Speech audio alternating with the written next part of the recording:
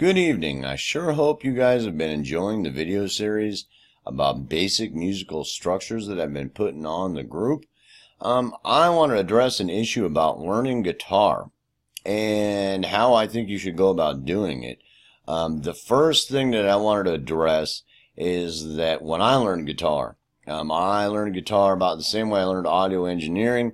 And I learned audio engineering much better because after I learned how to play the guitar, I figured out how to learn something, what the best approach was, as far as, trying to get the information I needed. So I want to address that. The first issue that I want to address is ask 3 or 4 people.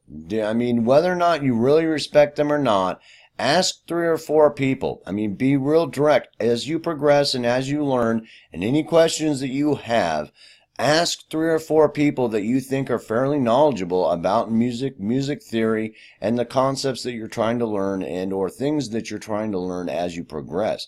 And I can't overstate that enough, because in any time you get conflicting answers, go back to each one of them and tell them the conflicting answer that you're getting so that you can correlate and get a good answer.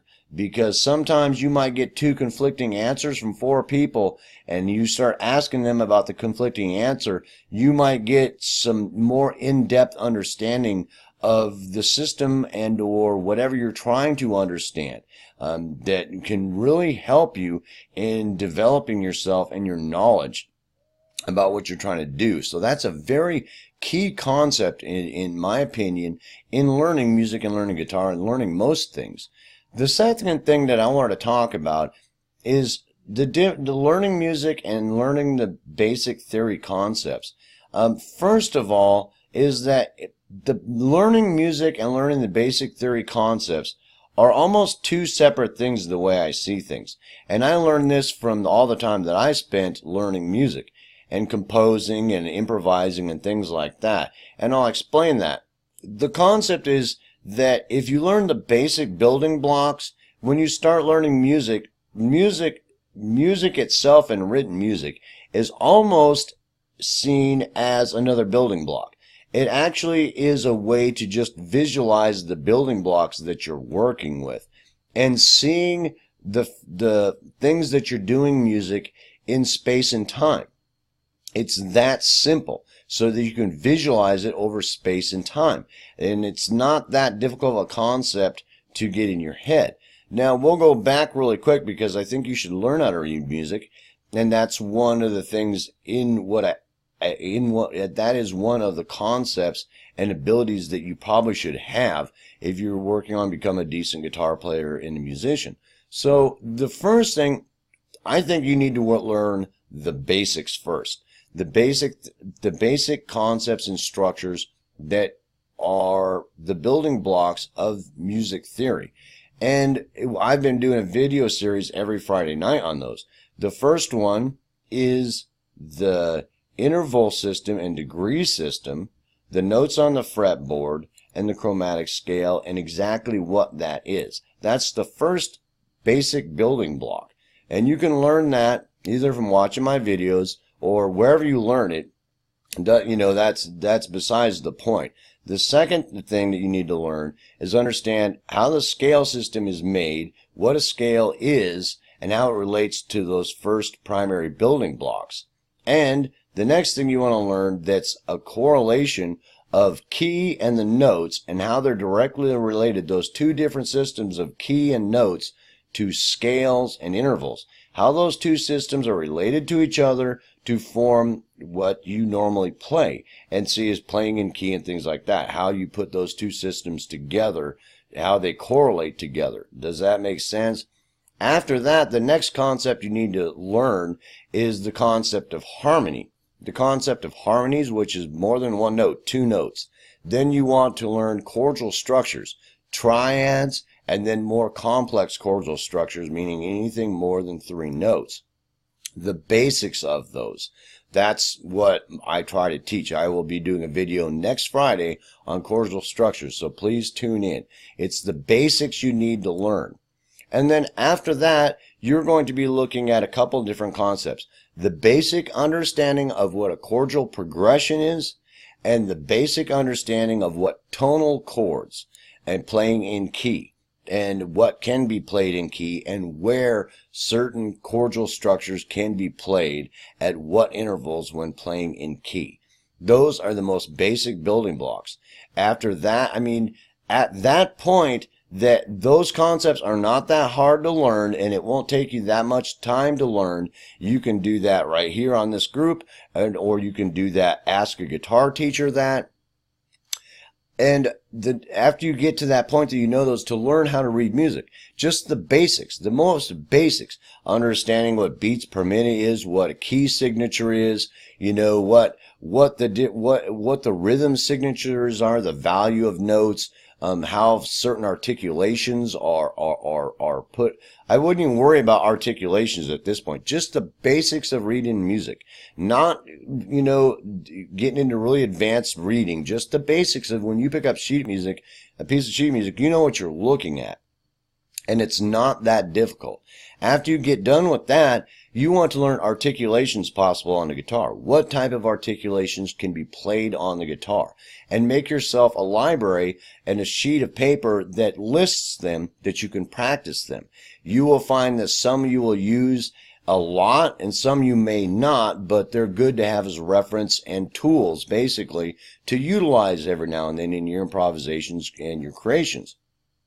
After that, you basically, the best thing at that point, this is the concept, is once you've learned those basic building blocks and you've understood those basic concepts and you understand them fairly well, so that you can take that information, that you've got a pretty good knowledge of music theory, the basic building blocks, because all other music theory and concepts are built from these basic building blocks. I mean, very simply.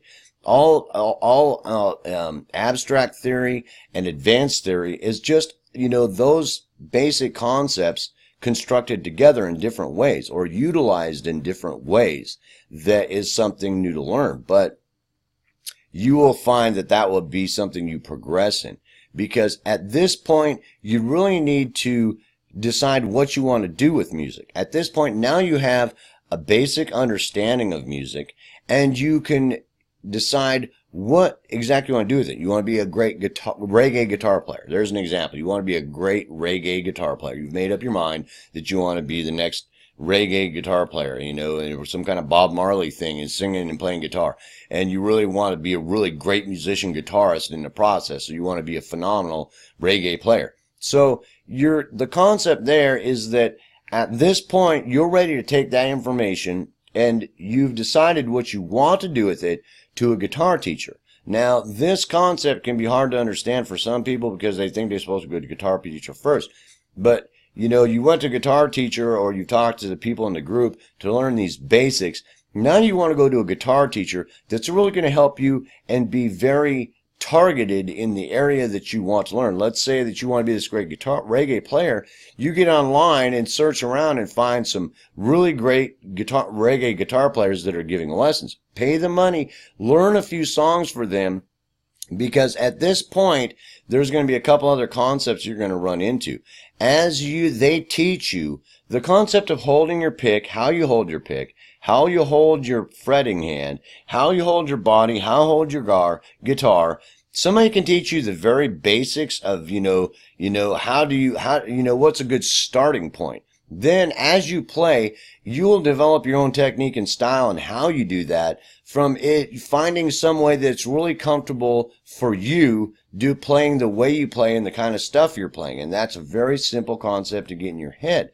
So that when you go to the guitar teacher, and by the way, he's going to be so happy to see you because you have a really good understanding of all the basic building blocks and you know what you want to learn, and he can focus on trying to help you learn that type of style and the intricacies of learning that type of style, rather than you getting confused by theoretical concepts and structures, because you'll be able to very easily relate all these things back. If music theory becomes an issue, you can always break it down to the basic building blocks to understand what's going on, so that you can get confused by anything that's happening. You'll be able to see it on a piece of sheet music. You'll be able to pull out a fretboard and visualize it there.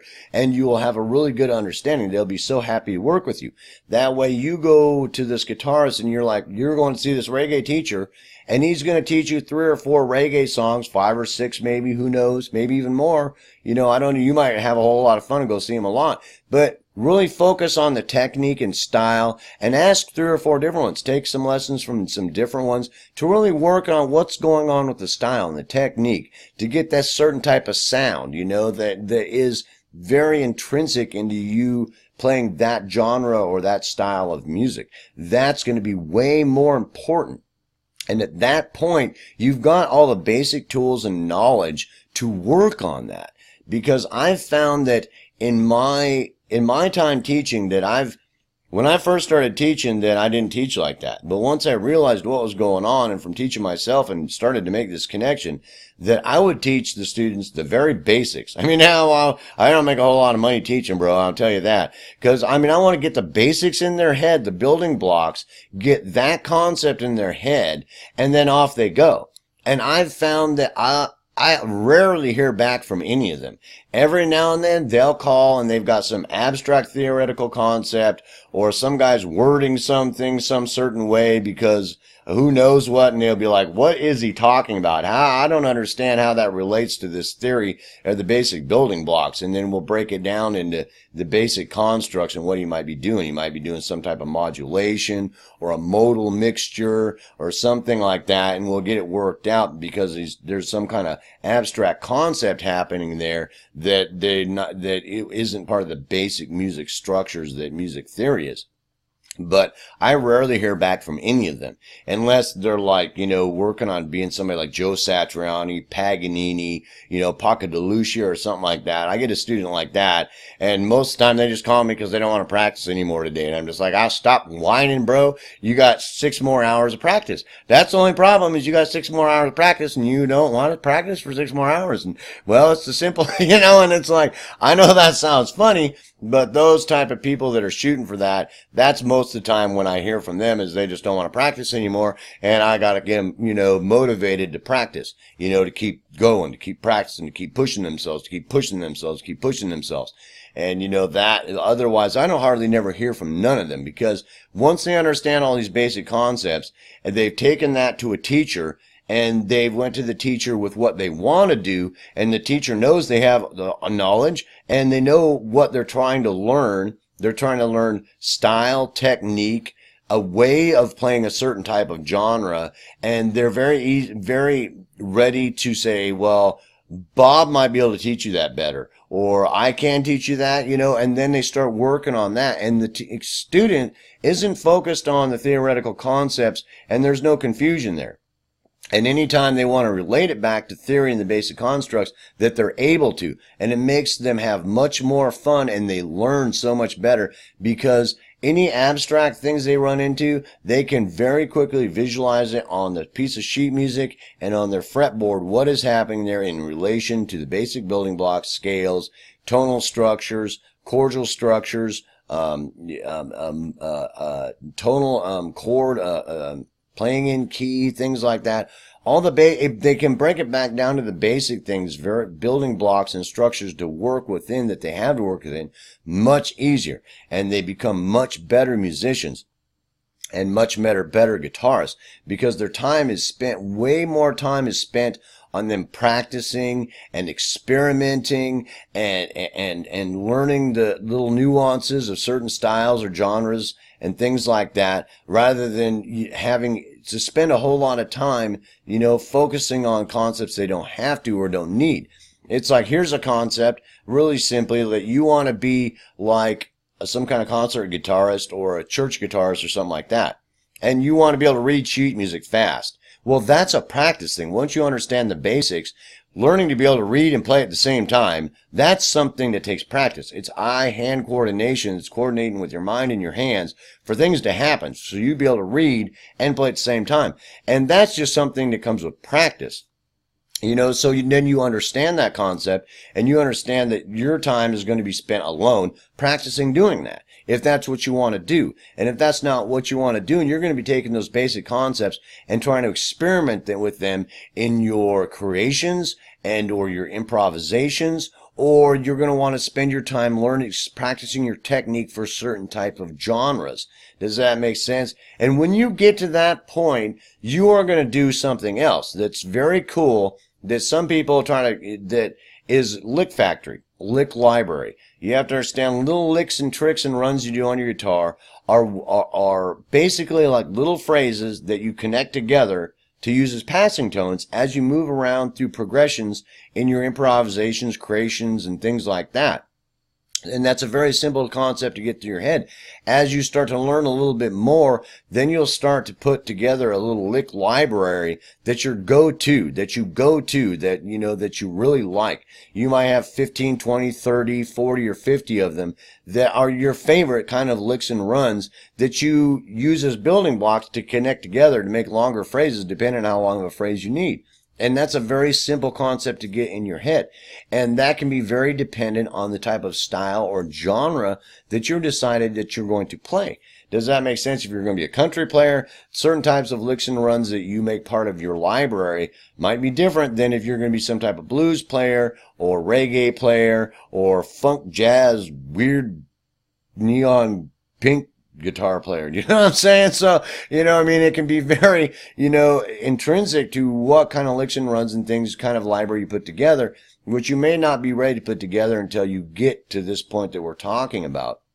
So this whole concept is that simple, and that's how I think you should go about it. That way you learn the basics. There's plenty of places to learn those basics and people to help with you, and you've got at least 4 people you go ask so that there's no confusion. And any confusion, you ask all those people what's going on when you hear a conflicting answer, and learn those basics, those basic things. Watch the rest of the videos I'm doing on the series of basic structures and building blocks, because at that point you really will understand why I say at that point you're going to go to that guitar teacher knowing what you kind of want to do, and he's going to be so happy to see you because you're going to be so easy to teach. He's going to be more worried about trying to help you become that type of guitarist with those kind of techniques rather than having to explain to you these theoretical constructs and what it looks like. Because the mind, if you don't understand those basic constructs and structures, then it's not really relating it to the fretboard well. It's not relating it to the piece of sheet music well. And so it looks like it's floating around in outer space. Like it has no foundation, like it's not written.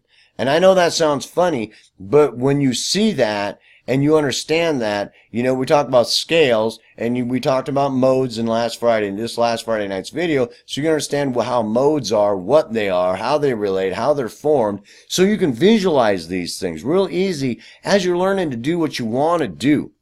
So it has a very solid concrete foundation and structure. You look at like those basic building blocks, like this, you're going to build a big house. You need a foundation to work from. So, and then before you start trying to construct something on it, you know, and to understand, you know, if it's going to be a pink house, it's going to be a purple house, it's going to be some kind of Art Deco house, it's going to be, you know, you relate that directly to some type of style or genre, but that foundation's there. So you understand all the foundations as you start trying to build whatever you're trying to build, you know, which is your style and technique and what you want to do with the guitar and as a musician. So that's very important as far as I'm concerned, and how I think you should learn. Now, I invite any argument or debate on this once I post this video, because it's very important. Once you get to that point, you will find that there's a really good chance you're just going to take flight and you're just going to fly. And you'd be surprised that if you go to the music teacher with that, or online and find this, you go and you're going to learn a reggae player and you find this really cool reggae player that you really look up to that gives lessons, and you want to learn a few songs from him so that you can understand how to play that style and technique and how to make it sound reggae, how to use those basic building blocks and to make reggae kind of sounding music. Does that make sense? And so he'll be so happy to work with you because it's going to be that rather than you, and you're going to understand the basic foundations that you have to work from and how it directly relates to this style or technique that you're learning and how to articulate it, and your time will be much better spent. You will become a much better musician, and all the teachers that you run into, that you will have much better questions for them, that they are much better able to answer in a helpful way that actually helps you progress and helps you become a better guitarist. And they'll be happy to talk with you because you have very finely targeted questions that are thought out very well from the foundations that you understand and how those foundations apply to very specific questions that may be genre oriented or style oriented as you progress learning to be the type of musician or guitarist that you want to be.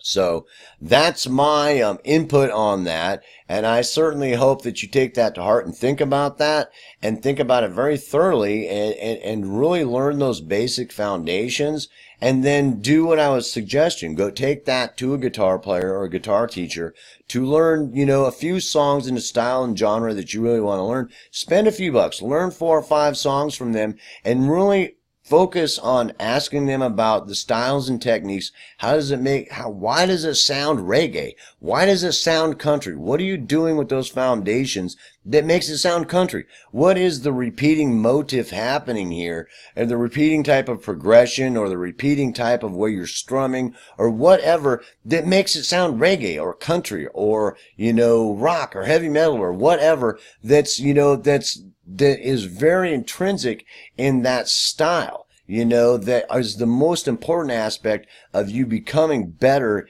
in that arena and what you should be focusing on in your practice time. Does that make sense? So that's my take on it. As far as practice is concerned, I'm going to do a video on practice, but some of the most important things in practice are making sure that it's clear, it's clean, it's accurate, and in time. Those 4 things there are some of the most important things. And directly related that is finger strength. And one of the biggest things I learned in creating finger strength and muscle memory is getting good form, pressing hard, playing slow, and really pressing hard. Doing simple runs and licks or chordal structures, really pressing hard in your practice and working on that clarity and the cleanliness we talked about, that it really will build muscle. You'd be surprised that how many people I've had come over that got big hands. They're like, Mountain Man Jack hands, and they, are, fighting trying to play a C chord, it's like, they're like, look at their face and they're like this, and it's like, and then I'm like, they're, 6 foot and 5, and you got hands this big, and you're thinking to yourself, Jesus Christ, and it's like they're having trouble playing a C chord. You'd be surprised. Then it's very true. And the more you practice working on playing slow things, working out some kind of practice routine that really helps build those things is very important.